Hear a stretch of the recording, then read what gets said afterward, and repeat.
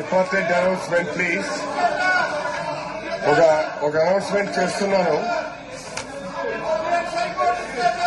ఈరోజు సభ ప్రారంభం కాగానే ఈ సభ అత్యంత గౌరవం ఇచ్చే సభాస్థానాన్ని తెలుగుదేశం పార్టీ సభ్యులు చుట్టుముట్టారు.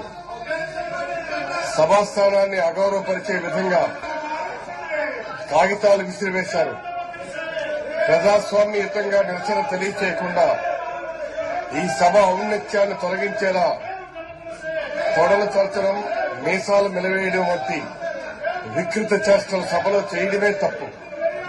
కానీ సభాస్థానం వద్దకు వచ్చి మీసాలు మెలవేయడం వంటి చర్యలు చేపట్టిన శ్రీ నందమూరి బాలకృష్ణ గారు సభా సంప్రదాయాలకు తిరోధకాలు ఇచ్చారు. ఇది తన మొదటి తప్పిదంగా భావించి సభ ఆయనకు మొదట హెచ్చరికలు చేస్తుంది. ఎలాంటి చర్యలు పునరావృతం కాకుండా చూసుకోవాల్సిందిగా ఆయన్ను ఈ సభ హెచ్చరిస్తుంది.